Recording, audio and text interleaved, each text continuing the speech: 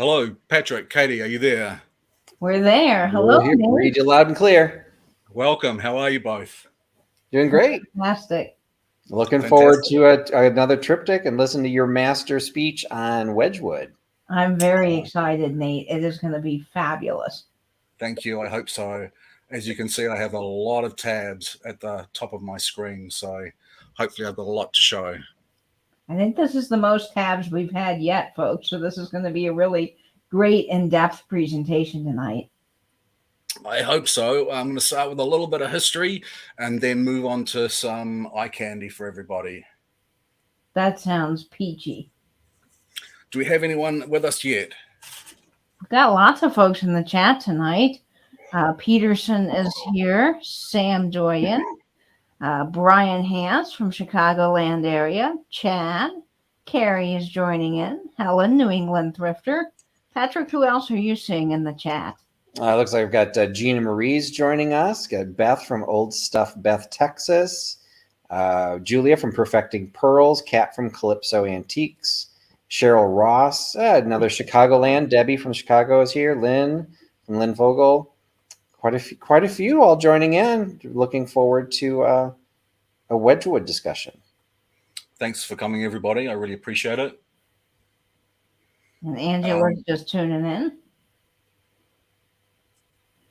Oh, great. And Rebecca Higgins is here too. Hello, Bex. Susical. Hi, folks. Welcome. We're so thrilled that you're joining us tonight for another tale. Oh, Kelly Michelle's here, Nate. Oh, Kelly, thank you for coming. And for some of you that might be joining us who have not participated in a triptych before, if you are not seeing some of the names, you might not be in the live chat. This is a live discussion, so make sure you are following in the chat. And if you have questions or want any clarifications or anything you want to say to Nate as he goes through, just make sure you pull that up, and Katie and I will do our best to share that with Nate when we can. So there might be a delay, but just let us try to slide it in because Nate does have a lot that he wants to cover. But we appreciate everyone joining in, including some newbies, Gabrielle Lish, Pat Robinson have just joined in. So thanks for joining on. Oh, and Jamie from the Century Wasted is here too. Fantastic. Hey, thank you for coming along. Okay, shall we get started? Absolutely. So here we go. This is Josiah Wedgwood. So Josiah was born in 1730 from a long line of potters. He was the youngest of 12. And sometime in his youth, he contracted smallpox. And when he recovered, he was not able to operate a potter's wheel any longer. So he turned his hand to experimentation of glazes and firing techniques. This is the most famous portrait of Josiah Wedgwood. Now, after his birth, around 1750, Britain was gripped by a fever of neoclassicism. It probably was brought on by the discovery and excavation of Pompeii and Herculaneum. At the time also, there was a famous English architect, Robert Adam, who was designing buildings that were influenced by ancient Greece and Rome. And Josiah Wedgwood was similarly enamored. He wanted to work to refine his stoneware into something that would match the artifacts that were being found. In 1774, he discovered the formula for Jasperware, a hard, fine-grained stoneware that could be stained in a wide variety of colors. Now, around this time, one of the most famous classical artifacts was... Yes. I'm sorry. Before you go further, I forgot I was on mute. For what question you were talking, you said that he invented Jasperware. Was he purposely trying to create that look? Was he trying to mimic something else? Or is it just he kind of came across this combination and was like, oh, cool. It's like the Reese's Peanut Butter Cup. I'm going to make this my own. Well, that's a very good question because scholars are divided somewhat. Some believe that Wedgwood made Jasperware to create a copy of this vase, which is known as the Portland Vars. But more likely the dates would show that he had discovered Jasperware through his experimentation and used that technique to create copies of the Portland Vars. Now, this is the Portland Vars. It's a glass cameo vase that is thought to have been made between 1 BC and 1 AD. It was purchased by the Dowager Duchess of Portland, very Downton Abbey, and her son, the third Duke of Portland, lent this vase to Josiah Wedgwood in 1786. And he spent 4 long years refining the process of copying this vase to his satisfaction. The original vase was in black. That was the first issue, which was he named the first edition. No one really knows how many of this first edition that he made. One went on private show between April and May of 1770, and another was gifted to his friend, who was Erasmus Darwin. Now, Darwin was a physician, he was an inventor, a philosopher, he was an abolitionist of the slave trade, as was Josiah Wedgwood himself. He was a poet also. And Wedgwood's daughter, his favorite daughter, Susanna, and the son of Erasmus Darwin, Robert, were married, and they were the parents of Charles Darwin. Oh, that's fascinating. Yes, so both Josiah Wedgwood and Erasmus Darwin were Charles Darwin's grandparents. And interestingly enough, for Erasmus Darwin, his poems included talk of natural history, including a statement on evolution and the relatedness of all forms of life. And it's that his grandson expanded upon in The Origin of Species. So wow. Wedgwood bought a large Staffordshire estate, which he named, what did he name it? Terra. That also came from one of Erasmus's poems, which he called the home of the Etruscans. So these are later copies of the Portland Vars here. This dark blue, which is often referred to as navy, is actually known as Portland blue. This is the Portland Vars in crimson. Crimson is the color that all collectors want. It's probably the rarest of all colors. And we can go forward a little bit here, and you can see. How many pieces of crimson did they make, Nate? I'm really not sure. I come across it incredibly seldom. I don't think I've ever seen a piece in person, and I've seen very few photographs. So I think that's almost the unicorn piece of many Jasperware collectors. And is that still from the 18th century, or have we moved into the 19th century? That would probably have been in the 19th century, where the color combinations started to really take force. Okay. I have a slide soon that shows a palette of colors that Wedgwood used. This is the Portland Vars, but made by Portmeirion in White Parian. And again, this is actually a Wedgwood Portland Vase in solid basalt. Beautiful piece. They also made smaller pieces. You can see a cane with black relief, a sage green, a black, and a Portland blue. These are miniatures. And also in Christmas decorations. This is a range of Christmas decorations where the Portland Vase was included amongst that set. Now, are these pieces that collectors are still really after because it's mimicking that original vase? Possibly not so much that it's mimicking the original vase. Copies of the Portland Vase do come up for sale occasionally. We have a museum in New Zealand that has a 19th century copy. These particular items, the Christmas decorations, are extremely popular simply as being beautiful Christmas decorations. I see. And as I said earlier, Josiah Wedgwood was anti-slavery, a man who wanted the abolishment of slavery. This is his anti-slavery cameo I'm lucky enough to have 2 of these dishes. I did not pay anywhere near $313 or $477. Here's a $200. Obviously, they've accepted some offers on those, but I'm lucky enough to have 2 of these dishes. So if we just move on a little bit. And this is a carnival in Norwich where Wedgwood had a float in that carnival, and you can see that 7 women dressed up as the Portland Vars. That is just so interesting, Nate. It's hilarious, a wonderful photograph. Now, where is the original vase? One of the vase that he gifted to Erasmus Darwin now is in the Victoria and Albert Museum alongside the original Portland vase.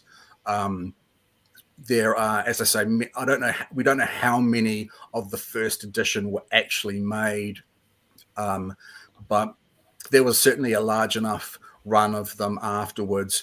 Through the private showing in 1790, that garnered interest amongst the wealthy, and they would put their subscription in and ordered themselves a copy of the Portland vase. And I think at that time it was priced at £50.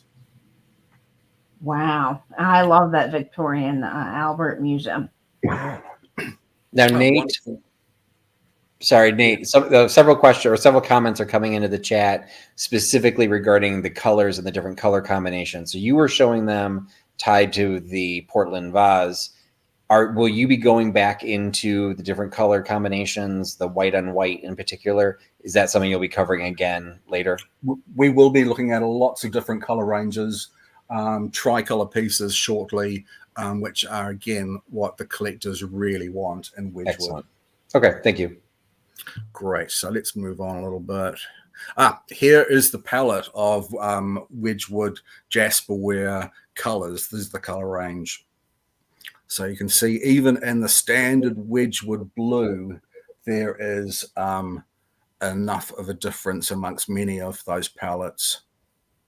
Now, crimson isn't included on this, which makes me believe that it's a much later coloration.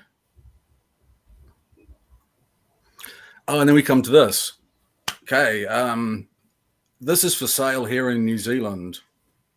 It's been for sale for quite some time, and I've looked at it and contemplated buying it for some months. I cannot find any reference to this particular mottled, marbled colorway. It's described as a votive. I can't find any votives that have this particular strange shape with these holes drilled in it. I'm not even sure if it is a complete piece, but I'm still contemplating buying it. I'd be interested to know if people think I should buy that or not. A lot of people are saying that you should. Now, I'm wondering if you feel like you're worried that this might be a reproduction of some kind. Oh, I'm quite sure that it is real Wedgwood. I did talk to George, the antique nomad, about this, and he believed that this was made briefly in the 1990s, but I cannot find another example of it online, although in saying that, I simply may not be using the right keywords. Well, I think it's a gorgeous piece. It's a really interesting piece of Jasperware, and $80. I mean, that's probably about $60 US. I might sort of spring for that. I'll have to keep thinking about that one, actually. Christy from Tippy Wings Vintage is making a comment that might help your search. She said that African violets and orchids are kept in pots like that. So it may not be a candle holder. It may be for the air holes for the root system of those types of plants. Thanks, Christy. That's really interesting. I'll look into that. And I might just buy it. So let's move on. What have we got here? Right, this is dripware. You can see that this is actually white bodied, and the pieces have been dipped into the Portland colored pottery, and then glazed and oversprigged. This happened in various times during production from Wedgwood, when the cost of the cobalt for the blue dye became too great. So you will find pieces that are white bodied. This is not white ground Wedgwood with applied bas relief to it. This is meant to be Portland blue Wedgwood, but it just happens to be dipped. When you see this, it often is a sign that it is early to mid-Victorian. Again, these are more Jasper pieces that have been dipped. Did they do that just over in a certain period of time, or is that something that occurred throughout the Victorian period and into the 20th century or 20th century? It seems to have happened in several times. In early to mid-Victorian times, it seemed to have happened. It seemed to happen also during the wars. I think, again, it could have been difficult for them to get the cobalt color. There have been pieces made deliberately as dipped pieces in the 1970s as well. Now, I'm curious, Nate, this particular set of Wedgwood here, how do you tell the difference between the late Victorian pieces to the later pieces using this technique? It's usually the quality of the bas relief. And earlier pieces, the Victorian pieces, they are not as precise in their application of the reliefs. There is often also minor cracking to the reliefs. So once you see it, you tend to be able to date loosely whether it would be an early dipped piece or a later dipped piece. These, to me, look like later dipped pieces. Nate, we've got a question that's coming in from Tacky as me that I think is actually valid to back up a little bit. I know we're talking about, for Wedgwood, we're specifically talking about Jasperware, and I think we're making an assumption a lot of people know, specifically what that is. He's actually asking if all the Jasperware, as opposed to Wedgwood, if all of the Wedgwood is only in this satin glaze. Is Jasperware available in a high gloss glaze? No, to be Jasperware, it does have to have this dry biscuit finish to it. If you were to see something that looked like Jasperware and was glazed, it would be known as Queensware. Now, we got another great question coming in from Beth at Old Stuff Beth. She's asking, are the relief pieces made in a mold? They are made in a mold. They would have originally been made out of wax, and then that would have been made into a mold, and clay would have been used to take those bas reliefs from those molds. Very interesting. So we'll move on to see what's next. Then we move into an Egyptian phase. Now, I think the first recorded Egyptian pieces were about 1800. This is a new piece that I have. I've just recently bought these two Egyptian pieces and paid a lot of money for them. Although in saying that, after I checked on WorthPoint, I'd seen several had sold for a good deal more. These are both reasonably small, about 4 inches in diameter on this, and about similar in this particular piece. So this is a black basalt ground with a terracotta relief. But they get grander. So this is a canopic jar in black and terracotta, and you can see the price that is being asked for this, and that's probably around about what it's worth. These are particularly rare and coveted pieces. Now, you had showed the color of the Jasperware colors earlier. Is this a case where, like, when you're dealing with the basalt color, is every color combination possible, or did they only have certain colors that they would ever combine to go onto the Jasperware or to go on the traditional blue or whatever? Yeah, there was certainly more popular combinations of relief and ground color. But no, they did them in all manner of different combinations. Some to greater degrees of success than others, certainly in my opinion. Some combinations are quite garish and quite unattractive as far as I'm concerned. At the end, we'll look at some of the pieces that have been made for the Australian market. Australia has a huge following of Wedgwood, so they made pieces specifically for that market, and they made many different color combinations for them. Now, Nate, this piece seems to be rather large in the world of Wedgwood. So I'm curious how you would clean something like this because it's so big. Well, a lot of people ask me about cleaning Wedgwood Jasperware. It is fired at a very high temperature. It is not at all porous. Warm, soapy water, a soft toothbrush, with quite vigorous scrubbing is how you'd clean most Jasperware. I have even had Jasperware pieces where the relief has had staining to it, and a small amount of bleach on the tip of a Q-tip will get the staining out of the white relief quite successfully and to no harm. Wow, I wouldn't have guessed that.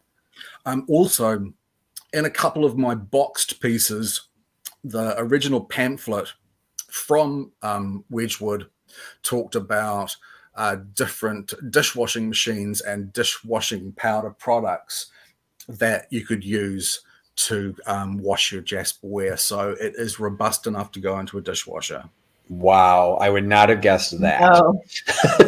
I baby my Wedgwood the few pieces I have, so now that makes me feel a little bit better about it. I put a lot of stuff in the dishwasher, but I would never have considered putting Wedgwood in the dishwasher, particularly the Jasperware. Down to makes and models of dishwashers and dish products. Some pieces, I'll show one at one stage when we talk about tricolor, that has some gold, what looks like a gold leafing lettering on it. I probably wouldn't put that in the dishwasher, but yeah, Wedgwood Jasperware is very robust, extremely, extremely robust. For this jar that you were just showing, do we have an age on that one?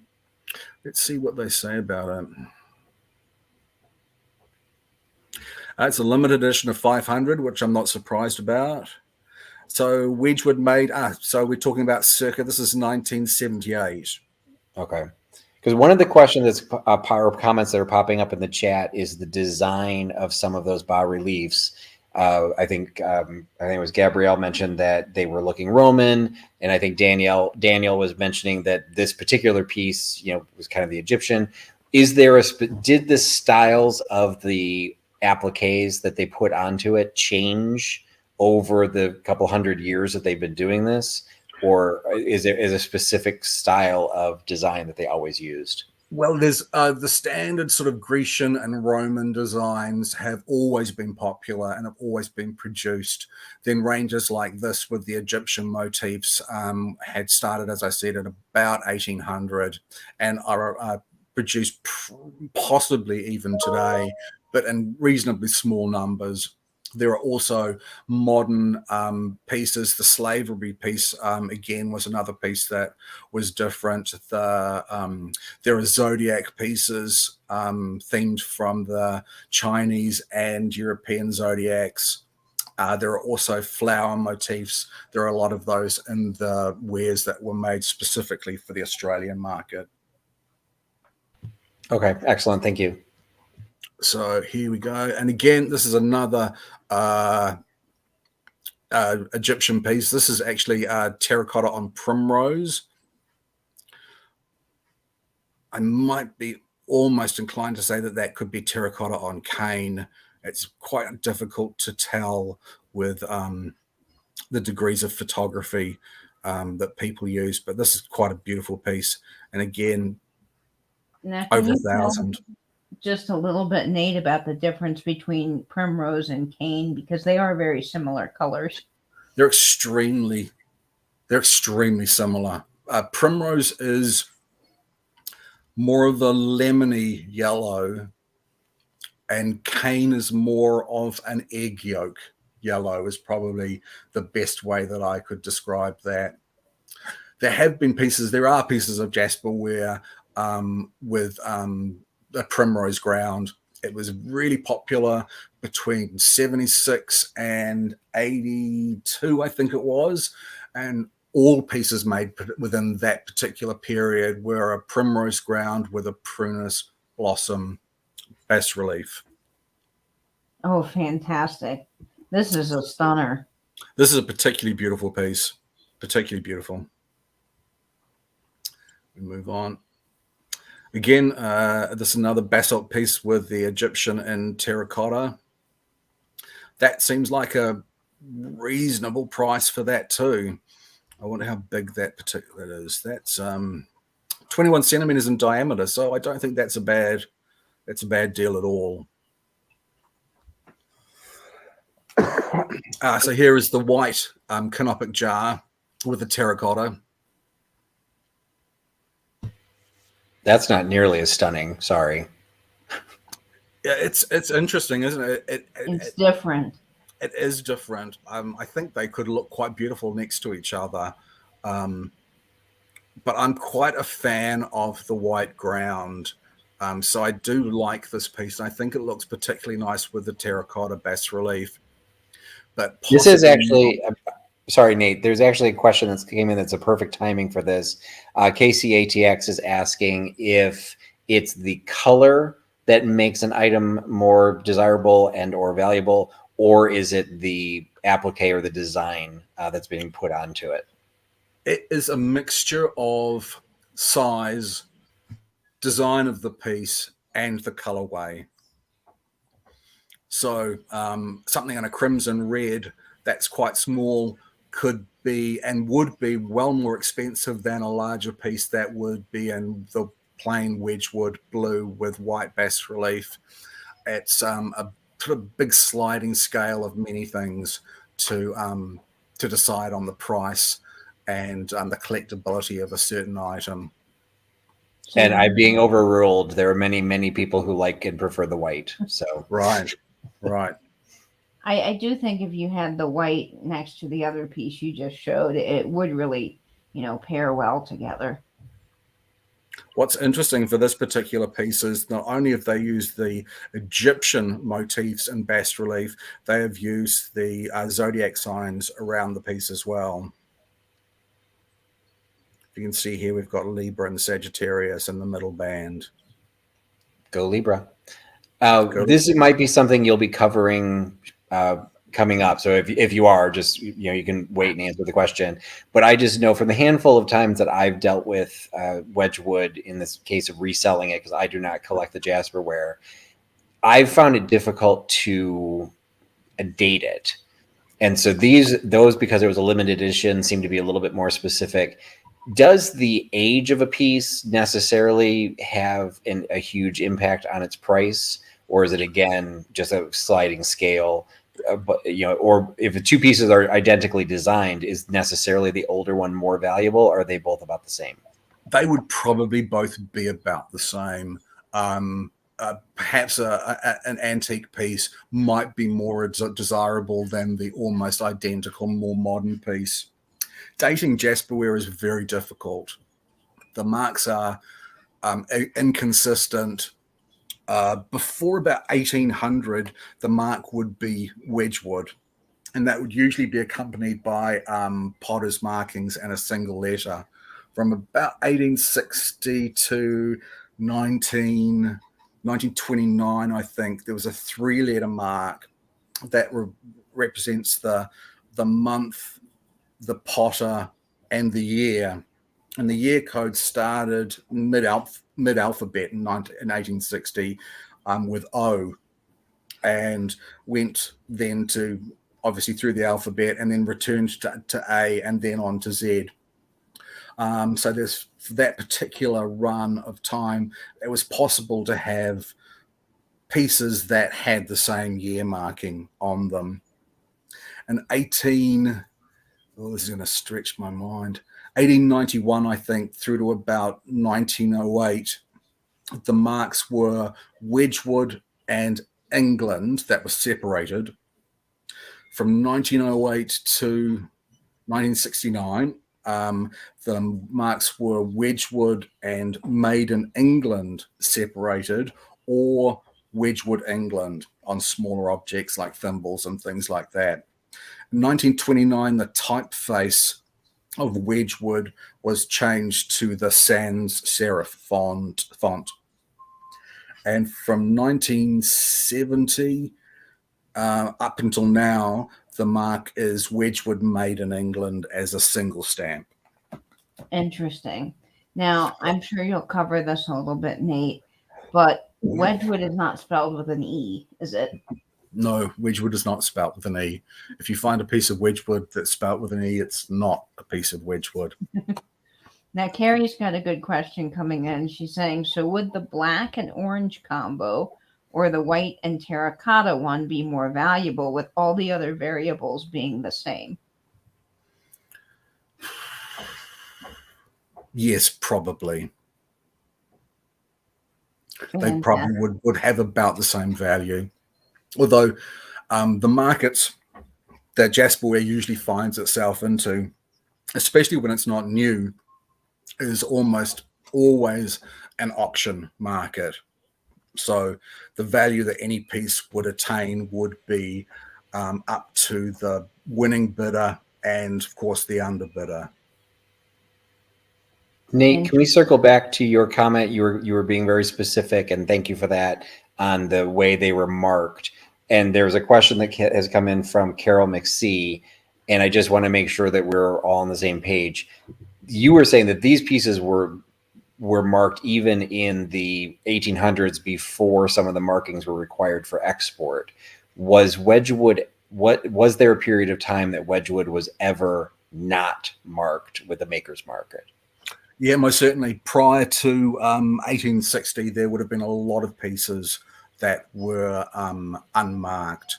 It probably wasn't until around the middle of the 19th century that other companies started making Jasperware themselves, and that probably is attributed to the fact that Wedgwood started to mark their pieces in earnest.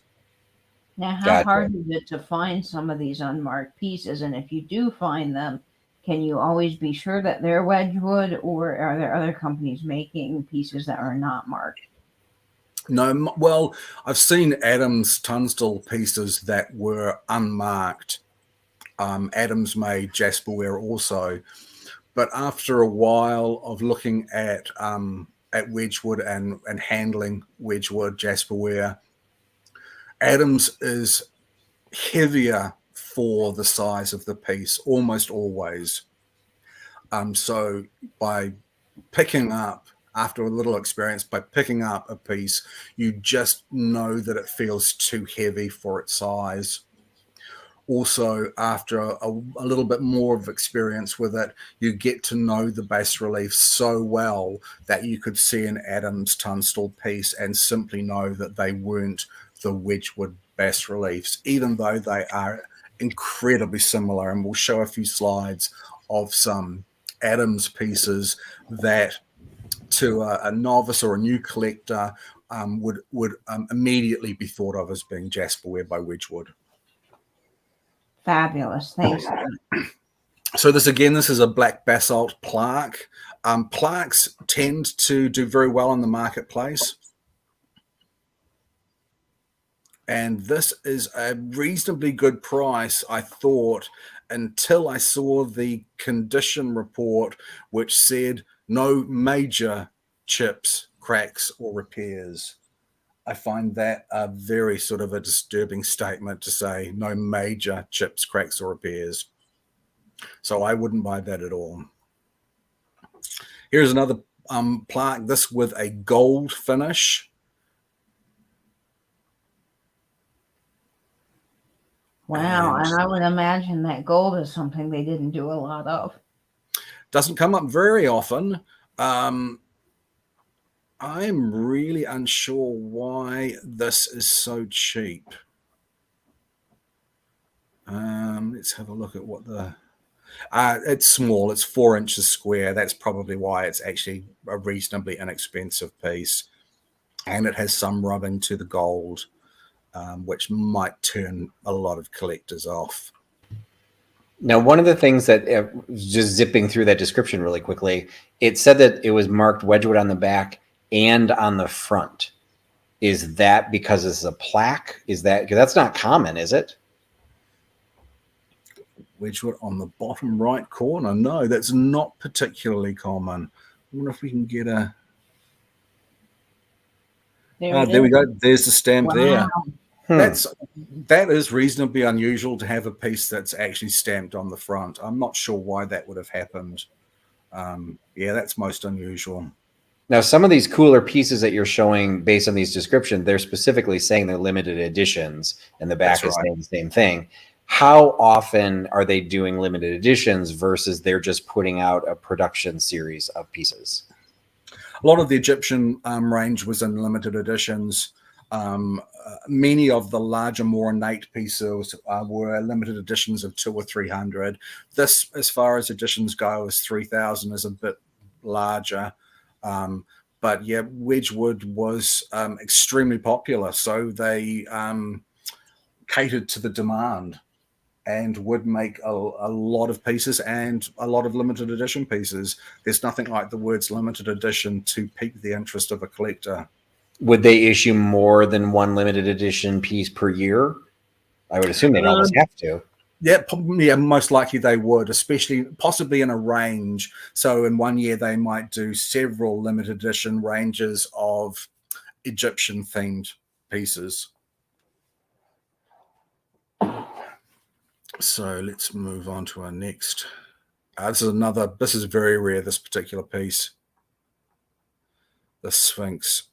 This is the only example I've ever seen. Wow, that is incredible. Quite beautiful. And here we go.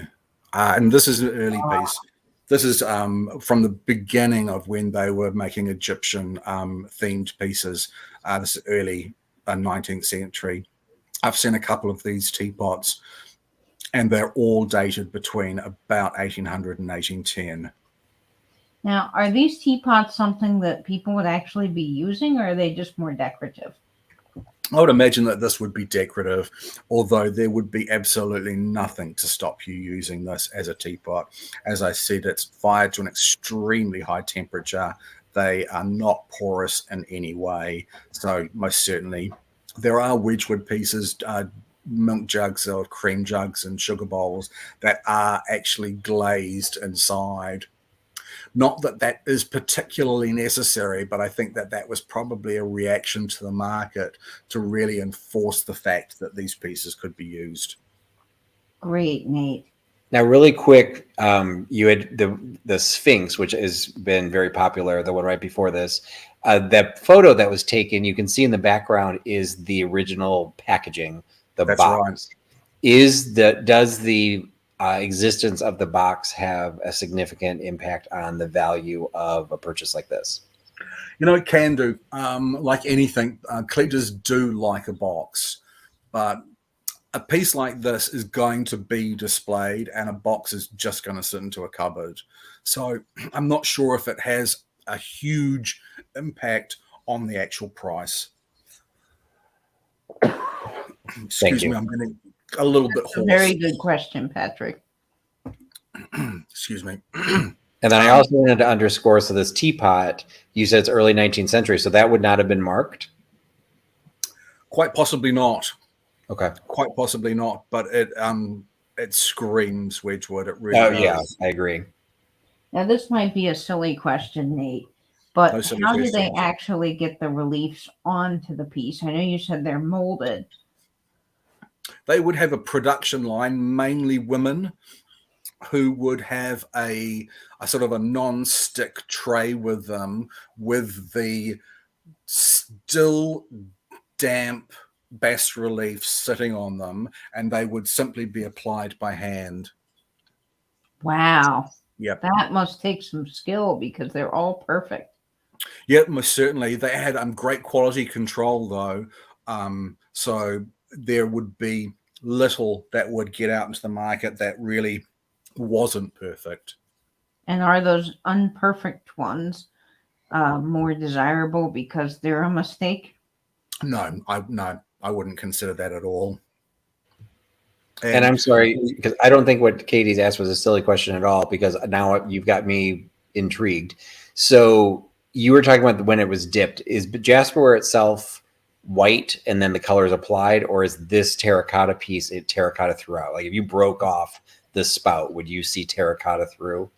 This is not a dipped piece. This would be solid terracotta all the way. So then through. At what point, so then the appliques would have been solid basalt. So how are they actually applied? Are they applied bisque on bisque and then fired together? Like That's slip, right. Yeah. slip applied? Okay. Yeah. It would be a hardened base. It may even have a pre-firing. I'm not 100% sure on that. I'll really have to look that up. It could be pre-fired, but you would be looking at a dry body with a slightly damp relief applied to it. And Christy just mentioned, I'm sorry, Tippy Wings Vintage just mentioned that there is a vintage video clip on YouTube showing the factory, showing how those pieces were made. So that would be a good reference for people to go look. I've seen that particular video. It's fascinating, and I was contemplating including it, but fear of another copyright infringement notice. I decided we've not had the best luck with video. Yeah, err on the side of caution with that one. So now we're going to move into tricolor Jasperware. This is extremely popular amongst collectors. That's when there are 3 colors on a piece. This has a Wedgwood blue ground, a Portland blue border, and relief border, and a white relief in the middle. And this is the old Curiosity Shop. And that's cool. For a beginner collector who wants a nice piece of tricolor, that is a very good price. $20 is a really interesting price, good price for an interesting piece.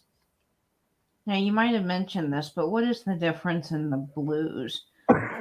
Because the relief blue is different than the ground blue. That's right. So the relief blue with the trailing grapevine, that's the Portland blue, the dark blue, and the ground, the pale, is what's called the Wedgwood blue. Okay. Let's move on here. Okay. And another piece of tricolor, nice little square tray. This one has 1 bid on it. It's got another 17 hours to go. I'm not sure if it will get more than about $20, but this again would be a great starter piece. This happens to be one of the relief designs that I've recently named. I've started a process of Instagram posts where I name the best relief for pieces. I think I've got about 6 up, and I've got probably another 60 to go. Now, as a collector, and I know you, like you said, you've been identifying these reliefs. Say this dish exists in the exact same, say it's all Wedgwood blue with just the white bas relief. How does the value compare between a tricolor and a 2-color? A tricolor would be considerably more, rather than being $20, $25 if it had just the standard white here on this part of the relief. It would probably be $5 or $7. Okay, excellent. So basically, like you're saying, triple, if not more. Yeah. And again, a couple of people who want that, you never know what the price is going to be raised to. I have a piece of a couple of pieces of tricolor, very modest pieces, and they I think one cost me 30 New Zealand dollars. So there are people who will pay up for it. Now that dish is square, Nate, and I think that shape is really lovely. But I know Wedgwood also makes dishes that are round. Are the round ones more common than the square? Most certainly the round approximately 4-inch ones are the most common shape and size, and would have been made in the tens and tens of thousands. Now, is that because they're easier to make than the square? No, I don't think it's necessarily easier to make. It just seemed to be a popular shape and Okay. size. Gotcha. There's a rectangular shape as well that I find particularly pleasing too. Fabulous. This piece has failed to sell. It's actually a Trinket Box. If we see the original listing, this is in the cupcake pattern. And I would have thought that £10, $13 would have been an absolute fantastic price. Possibly this mild staining on the relief put people off. But as I said, that you could easily get that off if it didn't come off with dish soap and a toothbrush with a tiny bit of bleach on a Q-tip would get rid of that quite easily. I would definitely have bought this for that price. Another piece, this is one of those what I've always found an unusual shape for a trinket dish. I don't know what it's called. I don't find it particularly pleasing, but it is a tricolor piece, and all of these little sort of snowdrops are slightly different shape. So it's reasonably pleasing, but not my favorite by any means. And £15, 20 US dollars is not a bad price. Okay, and this is another tricolor piece, the Etruscan jug. This is a very common, very popular, I should say, shape and piece of Wedgwood. They made this jug in many different colorways. This is quite a successful tricolor piece as far as I'm concerned, although the titling is misleading because it says it's cane yellow, terracotta, and blue. This is not cane. This is a standard white. This is the terracotta, and it is blue. There is no cane color on this particular piece. And here is the same jug. Now, this is the first time that I have actually seen this particular lime green color on a piece. So this is the Portland blue, the lime green, and white. I think that's quite successful. I'm assuming the lime is a very hard color. Yeah, it's the first time I've seen it. So I would imagine that this is quite an unusual colorway. $272, so that's not cheap. Made in 1987. I think it's effective. I really like that one. It's a beautiful color combo. This is a tricolor piece, although it's extremely subtle. This does have a colored band here, a yellowed band.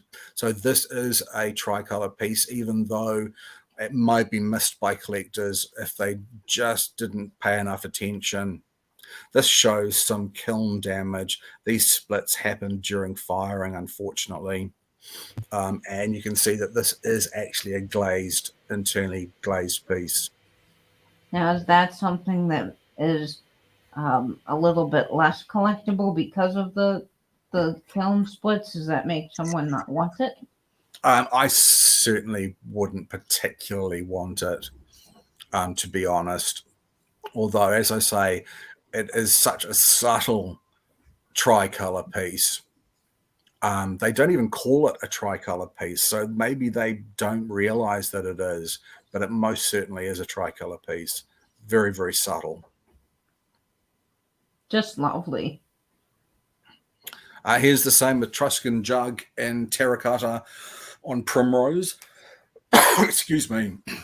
Again, this is one of those examples where the quality and the flash of the photograph can be misleading, because when I actually saw this originally, I thought that it wasn't lemony enough to be Primrose, that it was more likely to be cane. But I did a little bit of searching, and most certainly this piece that was made for the Collectors Society is a terracotta on Primrose. So really, what would you recommend when people are photographing then this Wedgwood? if they're finding it to list on eBay or to sell online, is there a trick that really helps the colors come out? Natural light, good natural light. I know a lot of people will photograph in tents and light boxes and things like that. So the closer you can get to a natural light in one of those contraptions is better. I think that what's more misleading is that people tend to use filters on photographs, which obviously distort the color quite considerably. I bet they do.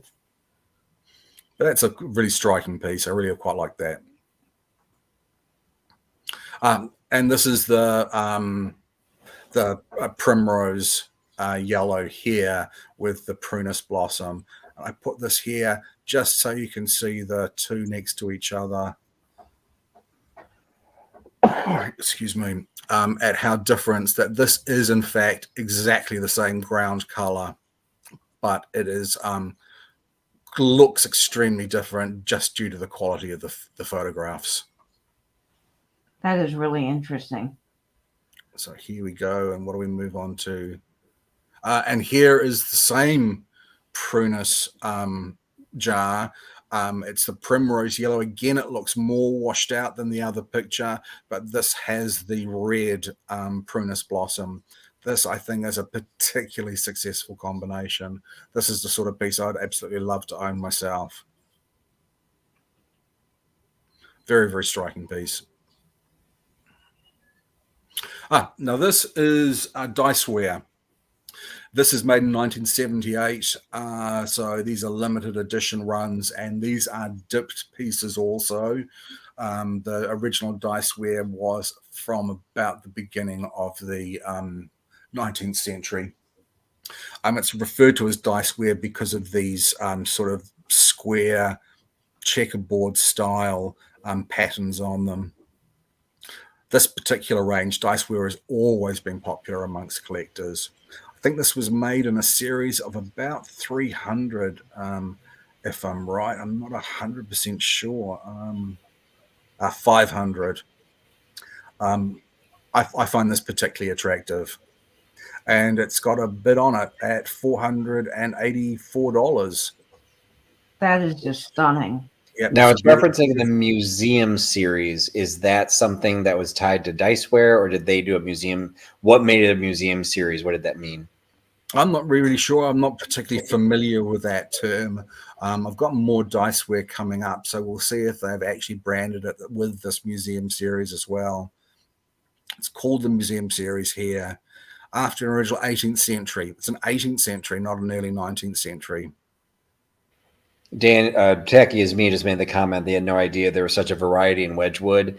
And I will simply say, if I had seen the diceware bowl, I'm not sure I would have known that was Wedgwood. I wouldn't have either. Yeah, most certainly. There is a huge variety simply within Jasperware, and of course, Wedgwood made a huge variety of other wares as well. So here's a nice piece of diceware again, not probably as popular because it has this relief of Queen Elizabeth, maybe popular to royalists, but I don't think for the market that has the same degree of popularity.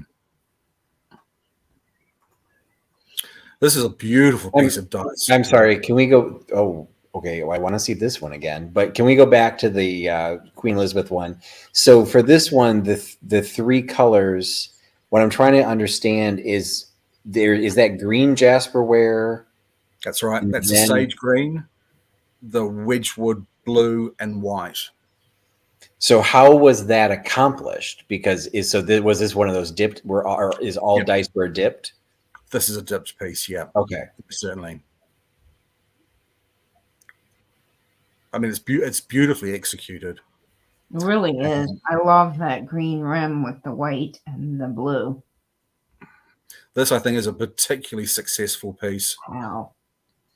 The size of this relief, it moves on from being a bas relief into being near a figurine. I find the green and pink to be an exceptionally successful combination of colors as well. But this is just, this would be a humidor, I think. I'm not sure what they described it as. Yep, a humidor. But this is simply a divine piece of Wedgwood. That is probably one of the most stunning examples I think I've seen. Yep, quite beautiful. And its price, here we go, at $1,700 and worth every cent. Limited edition of 200. Still, I do not like this particular phrase here. Another nice piece of diceware, this vase with its inbuilt frog with yellow and blue and white. Now, did Wedgwood ever make separate flower frogs? This actual flower frog is separate from the vase itself, Okay. but I don't believe I've ever seen a flower frog that was made that was not to be alongside a vase. In a case like that, would the flower frog itself also have been marked as Wedgwood? Because at some point it could get separated. Yeah, most certainly. I would expect it to be marked, to be honest. They haven't included a picture of that, but I would certainly expect it to be marked, especially considering it's a limited edition, and it is from imagine the 1970s. So I would, be pretty positive that it would be. I would also be curious if it would be marked as number 70 out of 200, so you could match the flower frog to the base, so that it didn't get separated. Yeah, quite probably. Now, if you were to just find that flower frog, which I'm sure might not be as common, but if you were to find it loose, would it still retain a good amount of value? No, not particularly. I wouldn't imagine that any collector would particularly want that.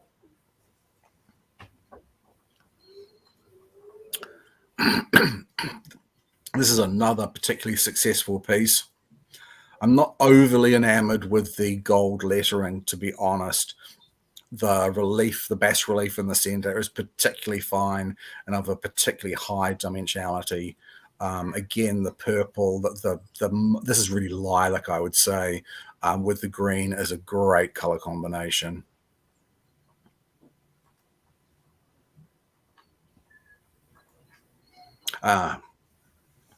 So this is the St. James Pastille burner. Pastille burners are basically the English version of an incense burner. Now, I came across this. I've not actually seen this design before I found this photo, and I instantly found that there was something wrong with the picture, which I'm sure you would have guessed as well, Patrick and Caddie. That is just very interesting in its colorway. It's a very interesting colorway, but it's missing its cover. It's more obvious. That picture makes it more obvious because you can see there's a rim. Yeah, where it's gone. I mean, from a profile, it wouldn't be necessarily an unattractive piece that you could, throw, even just have it up as a shelf sitter. But the minute you see that, yes, it does scream that the top is missing, either a frog or a cover. Yeah, I mean, I looked at this and I immediately assumed that there was something amiss. And then, of course, they have fully acknowledged the fact that it's missing its cover. But the piece, the Pastille burner in its full glory is wow. This here. This is a slightly different version, a different bas relief across the swag. Is the lid pierced? Oh, there. Oh, wow. Whoa. Exactly. It's more than pierced. Holy cats. Yeah, that is incredibly well potted. It's no wonder the other one was broken. Yeah, it would have been extremely fragile. I must admit, I really disliked putting a can of pop in a photo to give scale. I'm not a fan of that as well. Interesting enough, they have a black Portland Vars in the background there. It's interesting because the rusty, crusty can doesn't really go well with the Wedgwood. No. Oh, what have we got? Now, the other one that you showed was missing its lid, and it was priced at around $550. This one is obviously priced at a lot more.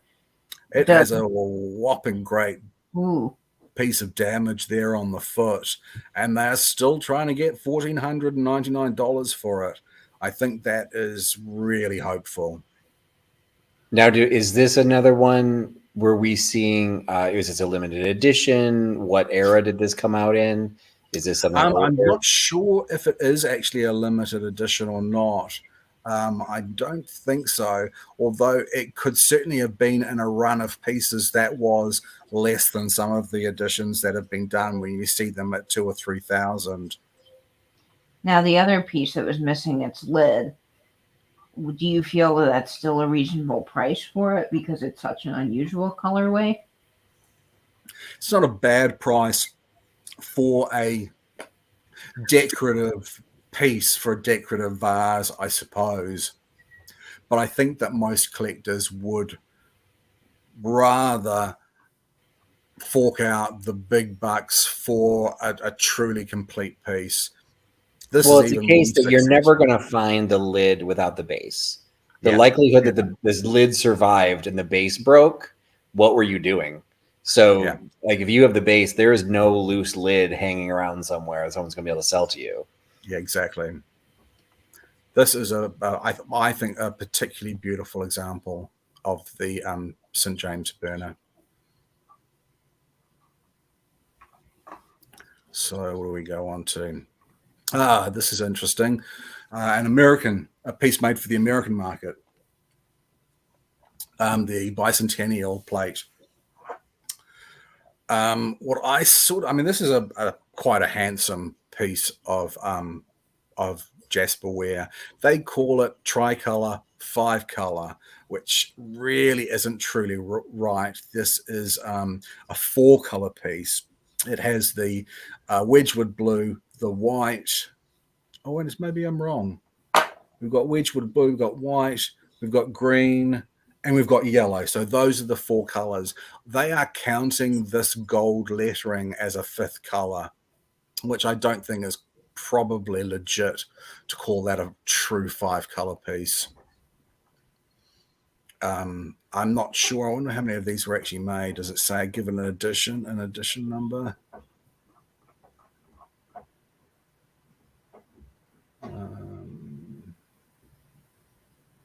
Yeah. 300. 300. 277 or 300. That is a very limited run. Quite limited. And, we talk about rarity and scarcity.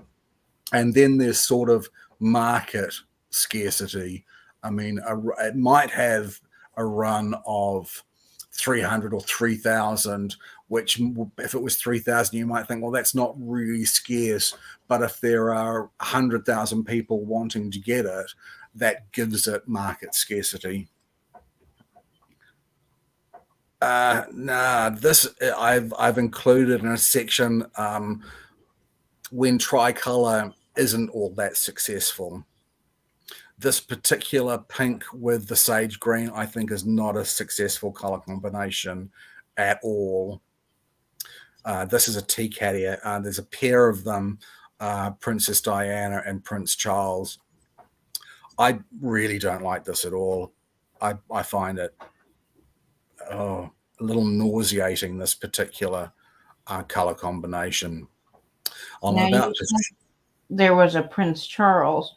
Would they have been sold as a pair or separately? I imagine they would have been sold as a pair, especially that they were celebrating the royal wedding.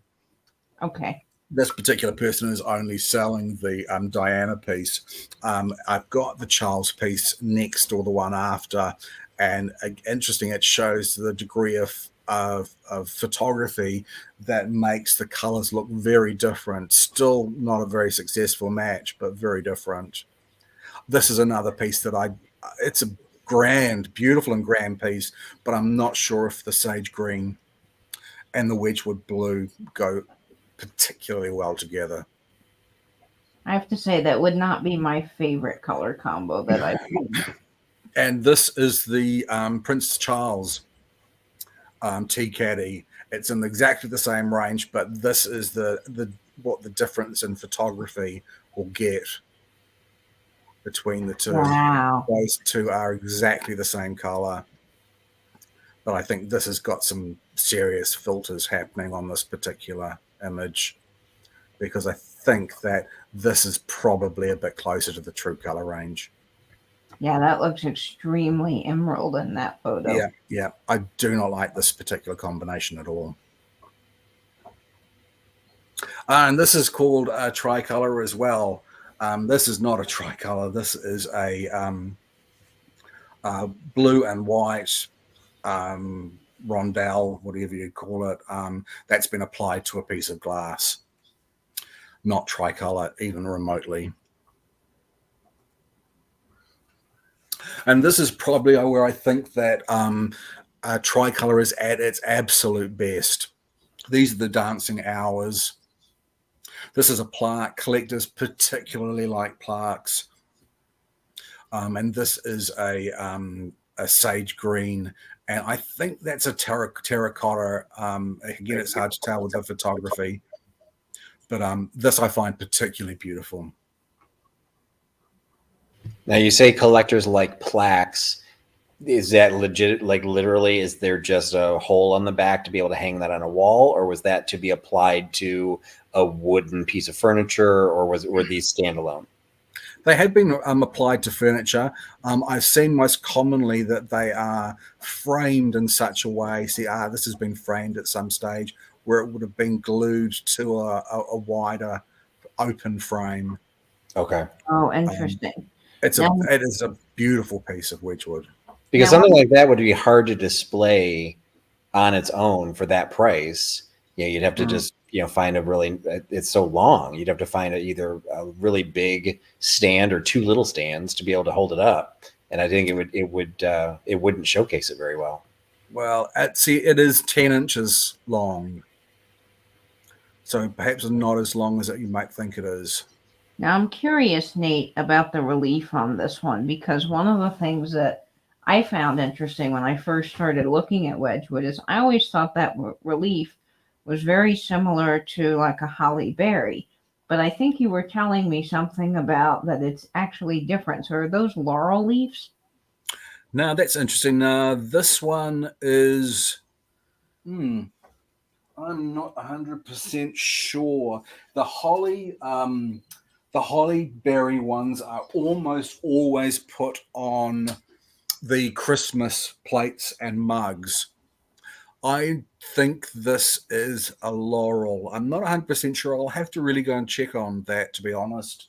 I'm really not sure about that one. Okay. This, again, is where I think that it's particularly successful. The green and the lilac go particularly well together. Although I would say I think that'd be prettier if that lilac were still green. Do you think so? I'm not saying this looks bad, but I think it detracts from what could have been even more beautiful. I particularly like this piece myself. I imagine it is silver plate rather than sterling, although you do find sterling examples occasionally. Yeah, silver plated mounts. And I'm assuming the sterling examples would go for way more. Yeah, considerably more. Must polish. Must polish. Excuse me, I'm getting a bit hoarse. Excuse me. So a tricolor scent bottle. Wedgwood made a number of scent bottles throughout the 19th century. This is a particularly pretty example. I would imagine that this is sterling. Very elegant. I'm unsure what that particular bas relief is. It could be one of the seasons. I'd have to look that up, but I just snapped this particular picture because I thought it was just simply so beautiful. And $3,450. This is a very early piece, 1830. A very small plaque that's been set into a snuff box. Excuse me, into a snuff box. It looks French to me, this particular snuff box with those swags and laurels. Oh, there's a hallmark there. Oh, I'm not sure what that is. Small French silver hallmark. I think that's particularly elegant. I do too. That's something that's just stunning. So the next two are vases from 1840. This is their Canthus and Snowdrop, which is a particularly successful design, I think. This is an interesting color combination. I'm not actually sure what that ground is, unless it's sage green that's been taken in bad light.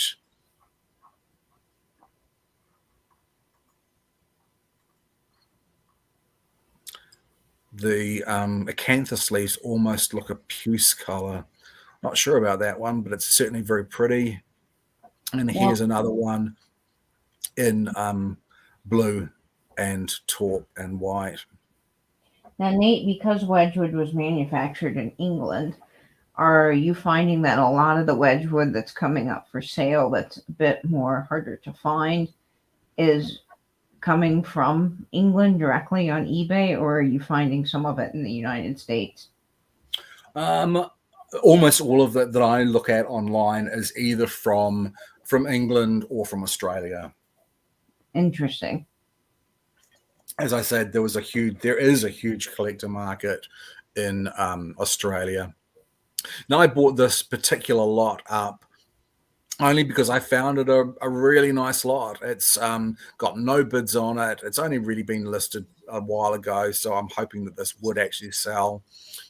But there are pieces in pink, that same strange trinket dish.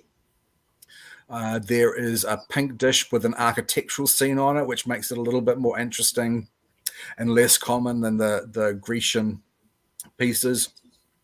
And this is in lilac, another more unusual colorway, and a tricolor egg. And this is rather than a sage green, this is a dark green, which is a color range you don't see very often at all. I really like that dark green. It's particularly beautiful. I like it too. But all in all, interesting piece, another great piece, and an ashtray, which is obviously the least desirable of all of them. But if you could get this for around $100 or something, I think that would be a cracking lot to have. Now, that dish that's shaped in the shape of a diamond, did that come in a set for the different playing cards, or is that one separate? No, that's from the playing card set. I recently posted the sets that I have, which are a terracotta, a black, a white on blue, a blue on white, and discovered to my horror that I didn't actually have all of the sage green ones. I was horrified that I didn't. I was sure that I had them all, but I don't. So this would have been. Sorry, Nate. A quick question before you moved on. You show those two dishes, the ashtray and then the circular dish. They're similar sizes, similar designs. They're slightly different. Again, as a collector, as what you're finding, because it's an ashtray, what would you see the price differential between the same type of a design that's done as an ashtray versus the design done as a circular dish? Well, if this has a few things going for it, the one in the middle. It has an architectural relief in the middle, which is more unusual. It's in the pink color, which is more unusual. So I would say that could well be a $45 piece. This is unusual insofar that it is a good color, but because it's an ashtray, I would see that struggling to make 20. Now, the playing card set that's featured there, that's missing its mate, were they sold together in the box, or how did they become individual? And I guess some might have been broken over the years, but I often find them separated. Yeah, I'm sure many were broken over the years. Quite possibly when someone died, they could have given one person one piece. and another person another piece. But I would imagine that they would have been sold as a set at the time. I've never actually come across any in their original boxes. So even if they were boxed, they probably would have been boxed individually. But I imagine a lot of people would have bought them as a set. Wonderful. And this here is a piece of Adam's Tunstall, which, as I said before, is very easy to mistake for a piece of Wedgwood Jasperware. The bas reliefs are extremely similar, but by no means the same. This is a dipped piece also. Even this sort of laciness on the top is just not Wedgwood. These scenes, just not Wedgwood. And as I said, a novice collector, a new collector might think, oh, well, yes, this is a piece of Wedgwood Jasperware, but it simply isn't. It is not marked. Again, this is another piece of Adam's Tunstall. Wedgwood never had a female figure that was blowing this sort of two-pronged horn. And this figure here never appeared on any Wedgwood piece. This, again, never appeared on any Wedgwood piece, although at first glance you would probably think it to be Wedgwood Jasperware, and it has a full mark of Adam's Tunstall on it. Again, from afar, you could think this was a piece of Wedgwood, but it's not. Again, it's Adam's Tunstall. This wasn't a fake. This wasn't a fake by any means. It was simply a different company producing the same sort of product. Jasperware was all the rage. It's been very popular up until quite recently. And you could almost imagine it's the same as a season has colors. You know, this season's colors are pink and green. So every frock shop on the high street is going to have pink and green colored frocks in their windows. So by no means are these fakes. Now, is there still a collector's market within the Wedgwood collecting group for these Adams pieces, or do they kind of only collect Wedgwood? Adams has never had the following that Wedgwood has had. They just simply never had. I would see this struggling to make $222, $24, to be honest. Now this, go ahead, Nate. Sorry. I simply, someone might buy this because they like the look of Jasperware and they're not necessarily looking for Jasperware, Wedgwood Jasperware, but it just simply does not have the following that Jasperware by Wedgwood has. So you were clarifying that these are the Adams Tunstall. They're very clearly marked. They're not considered knockoffs or fakes.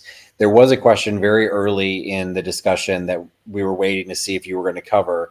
Tacky as me was asking if there are such a thing as fakes or items that would not have any marks whatsoever. And is there any sort of market for those? Well, some Adams pieces aren't marked. But again, they wouldn't have been considered fakes because they were made by another factory. It's not quite the same as the fakery that you see in other items where someone is making something deliberately to deceive, to make them believe that it is a product that it's not. They were just simply other producers of Jasperware. But there was a comment either from you or maybe it was in the chat about Wedgwood pieces being spelled with the E. So those pieces that are spelt with the E or the unicorn mark are not actually Jasperware. So okay. Are those considered fakes that people are deliberately trying to scam people? I can't say that I've ever really seen a true fake of a piece of Wedgwood Jasperware. The unicorn marked and the incorrect spelling of Wedgwood is a completely different factory that didn't produce Jasperware, but it did produce porcelain. Okay. Now, And Tim Payne is asking if Wedgwood's popularity is in decline, and I think you just touched on that a little bit. It is in decline, unfortunately, or fortunately. It has gone somewhat out of style, but it has always been known to be of extremely high quality, and things of high quality tend to come back. I have only recently started collecting Jasperware in earnest over the last few years. I've owned pieces of Wedgwood Jasperware over the years, and I've liked them. I've bought them for Bron, my mother, because she's liked them. But it's really only been this dip in the market that's made me think, well, this is a quality item that at the moment is the slave to a declining fashion. And it's that concept of buy it while it's cheap. And at some stage, I'm pretty sure it's going to become more expensive again. there's actually a question in the chat, and I do apologize if you said this at the beginning, and I'm feeling you did, but I do not remember. But since we are specifically talking about those fake pieces not being Jasperware, can you actually say where the name Jasperware came from or why it was called Jasperware? That's a question from Old Stuff Beth, Texas. That is an extremely good question. And I don't know the answer to it. I don't know why Josiah Wedgwood selected the name Jasperware, unless it to him was similar to Jasper, the stone Jasper. Perhaps there's Jasper in the construction of the fine stoneware itself. But that's something I'll probably like to look up and find out for myself. Now, Jeannie has a great question. She is asking if anyone knows which pattern Queen Elizabeth favors, and I'm curious to find out what the crown likes. I am not sure. The royalty, the English royal family, are notorious for not putting an opinion forward on pretty much anything. I know the Queen Elizabeth has pieces of Jasperware in the royal collection, but I'm not sure if she certainly collects it herself. There was a pottery called Weems. That was a Welsh pottery that the late Queen Mother was extremely fond of, and that was well known. And the fact that the Queen Mother collected Weems pottery made it extremely popular. But in my mind, Wedgwood Jasperware would only need, and I think I've mentioned this to you before, Patrick and Caddie, it would only need a profile in a magazine with a celebrity like Taylor Swift or someone, a young person, photographed in front of her collection of Wedgwood Jasperware that she absolutely adores, would be something that would make the price of Wedgwood absolutely skyrocket. Interesting. These are actually labeled as American pieces of Jasperware. I don't know who made them. I have absolutely no idea who made them, but they are particularly attractive.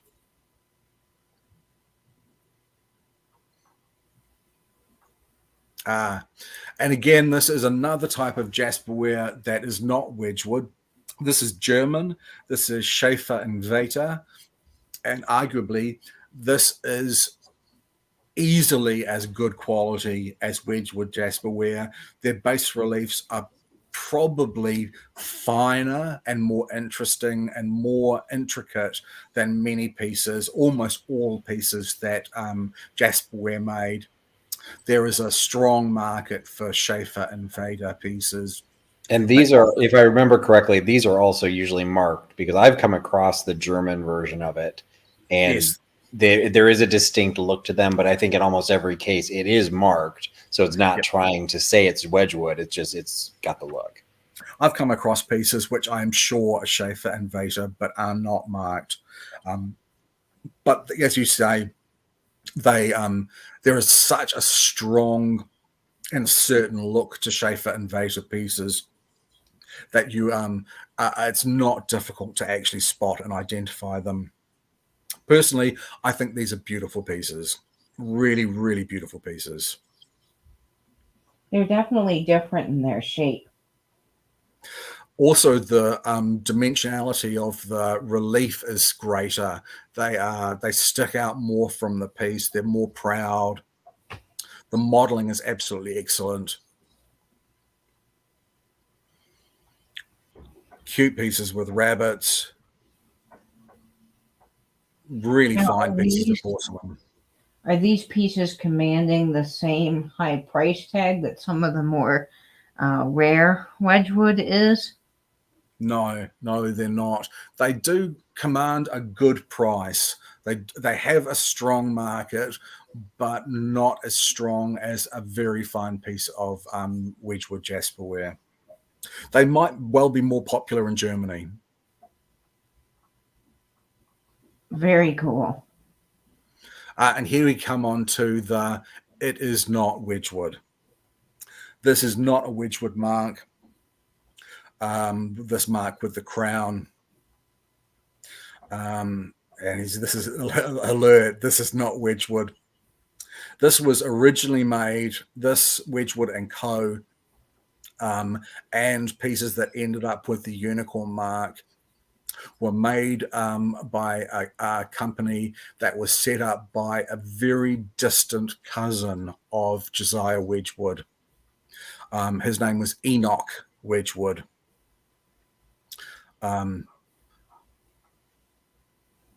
Again, here we go. Here are some of the unicorn pieces.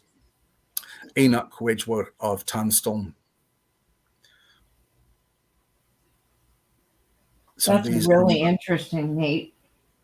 But it is what's even more interesting that it is not true Josiah Wedgwood, but in 1980, Josiah Wedgwood and Sons actually took the company over and renamed it Unicorn Pottery. So in a way, it is not Josiah Wedgwood Pottery that has now become Wedgwood Pottery.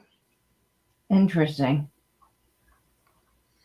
And now we'll move into some of the pieces that were made for the Australian market.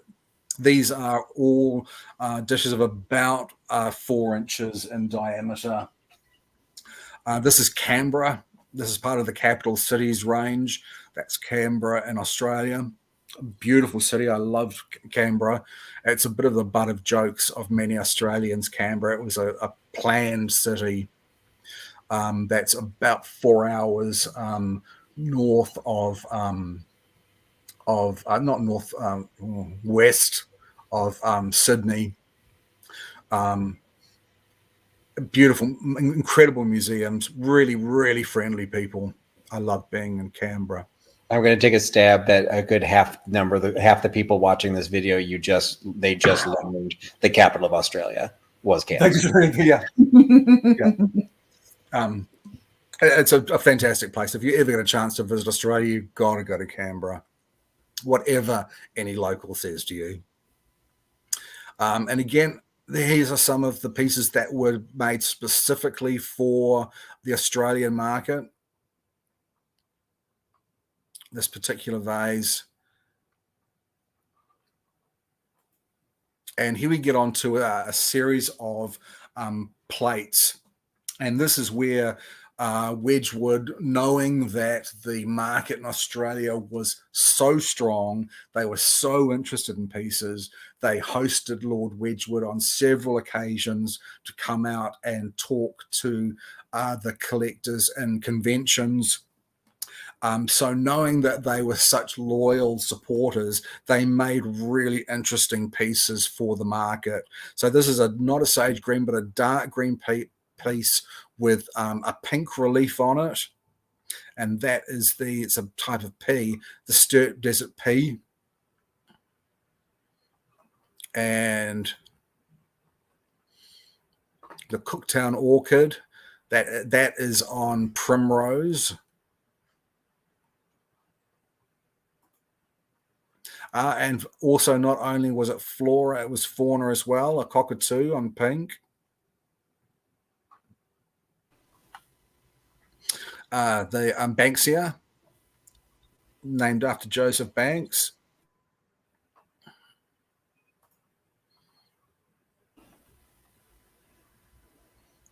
That's an interesting colorway, Nate. Yeah, I'm not the most successful one, in my opinion, but I it's agree. certainly striking. It may be the photograph there, but I kind of feel it has a little bit of a Pepto-Bismol pink. It's not the photograph at all. That's exactly the color of it. Okay. It's not a particularly pleasant color combination. They use this color combination for a Mother's Day plate at some stage, which I've always found one of the ugliest of the series. But I did note that it was only last year that one of these Mother's Day plates was sold for $500 US, which absolutely astounded me. Wow. This is a standard sage green, again with the P. Oh no, that's the Tasmanian blue gum.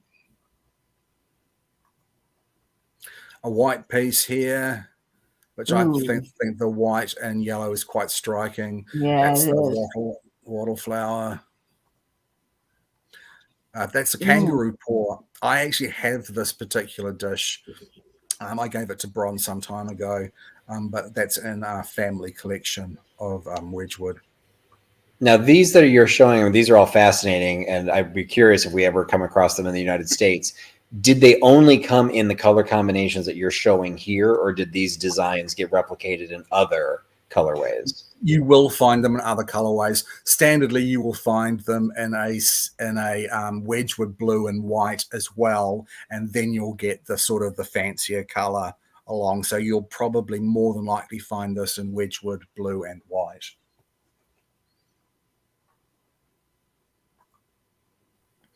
And here it's the Waratah. It's a particularly beautiful flower, and I really like this combination. Again, I really quite like the white ground personally. Well, I feel like it gives your eye sort of a resting place and then allows the other color to really stand out. Yeah. What's common about the white, just as a reseller, and trying to find it, what's common about the white is, and there were several comments in the chat when you were talking about it, most people think that Wedgwood is very fragile and that it's also porous, so people don't like to clean it. So the white ground is always filthy. So it looks nasty. And so I remember Nate was the one that's like, nah, just go at it, soap and water, have some fun. And I cleaned up a beautiful piece that totally changed the look. And it's just because people just think, oh, it got dirty and now it's not worth anything, so I can't clean it. And you can. Yeah. It's true that people just, and it's because of that dry feel to it that they believe it to be porous. They believe that the moment they put it in water, it's going to dissolve.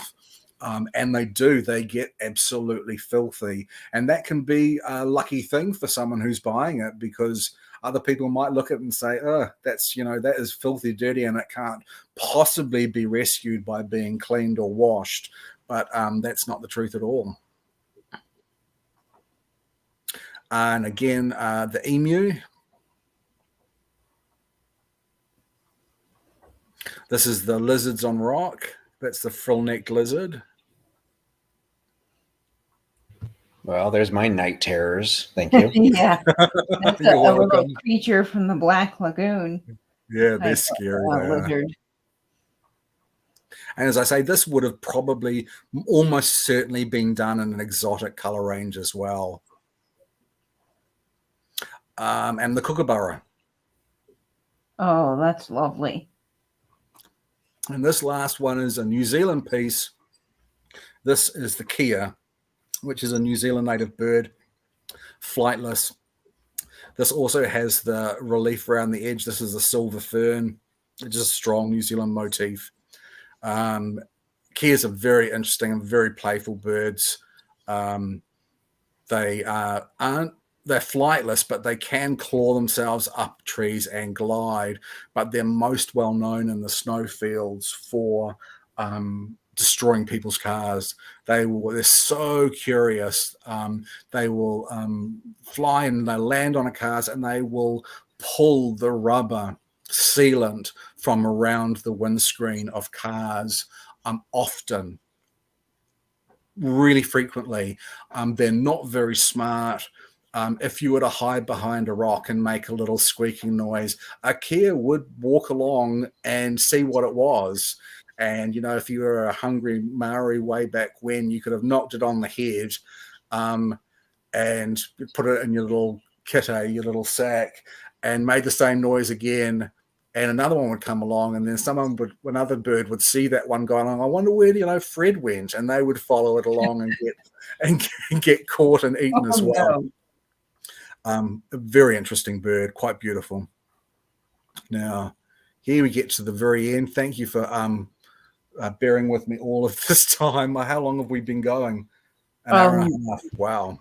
Nate, people are loving it. They're so engaged in the chat. You started 5 minutes ago. Everything's great. Yeah, you're doing great. So these are some of the pieces that are available, more modern Wedgwood that you can buy today. So you can see that it is a nod to the standard Wedgwood blue and white in a much more sort of modern and sleek way. Not me by any means, but still interesting. This is a range that is quite popular now, the Magnolia Blossom. This is, I think, personally, a particularly beautiful potted piece. The bas reliefs are extremely elegant on this. I really quite like this for modern Wedgwood. And, of course, Wedgwood has always attracted potters and designers of the absolute highest caliber. And some of the latest Wedgwood that's actually still being made in England has been designed by this person here, Lee Broom. This postmodernism. I kind of like that, and that's out of character for me. I totally love it. It's sort of slightly Memphis styles. I thoroughly adore this stuff. Now, I noticed that I think maybe I'm seeing this on the screen, so it's different, but is the little balls, are they glass?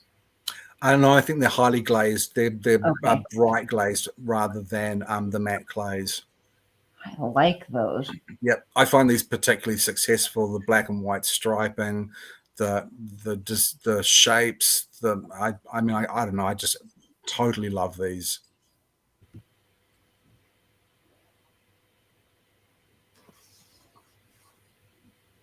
Just so elegant.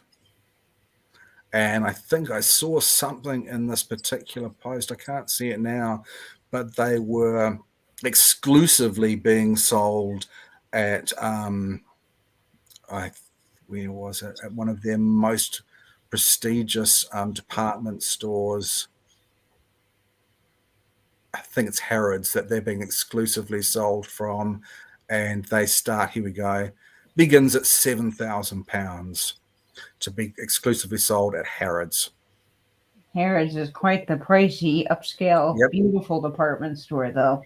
And considering that really limited edition, only 15 of each piece. Here's the young man who was the designer right here. So, yep, that is it. Thank you so much for bearing with me and coming along this little Wedgwood Jasperware journey. It was so fascinating, Nate. I learned so much. And the thing that I think is most interesting is just to see how many different color combinations and variants there are in this Wedgwood, because up until I met you in this community, I always felt that they were just the plain blue and white, because that's what we see here. Yes, indeed. Yeah, this was some great variety that you showed. And I think everyone in the chat has absolutely echoed. They've learned a lot, and you've made this fascinating and just showcase stuff that we wouldn't have been, I'll just speak for myself, I wouldn't have even known to look for because I didn't know they did it. You know, I'm still blown by the diceware that every picture you showed, I'm like, really? That's Wedgwood? So now it's one of those, like, maybe I'll be able to run into those because those seem really valuable. So usually we finish a triptych and I go into an antique store and I suddenly see all the things we talked about. So here's hoping. Here's hoping. Fingers crossed. I'll come across that, but I won't come across those weird Gila monster things that you showed on the full neck lizards. Yes. If I find one, Patrick, I will send it to you. So it is your turn next, Patrick. Is that right? It is. So the next Tales from the Triptych will be hosted on the Trusty Huckster Mercantile channel and next Sunday, also at 8 p.m. Eastern. And we will be discussing tales of collecting World's Fair souvenirs. So I will cover the history of World's Fairs and talk about how they developed, what they included, and then more importantly, what is out there and what is collectible versus less collectible in values and popularity. Fantastic. I look forward to it.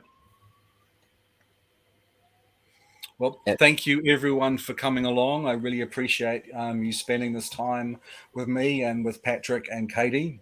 I see we still have 43 people watching. That's amazing.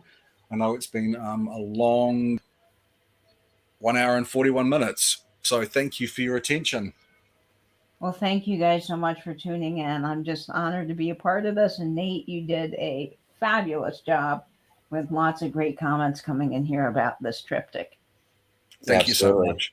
Thanks everybody for joining in, and stay tuned for more Tales from the Triptych coming up every Sunday, 8 p.m., rotating between all three of our channels.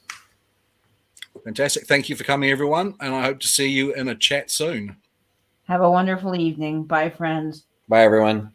Bye.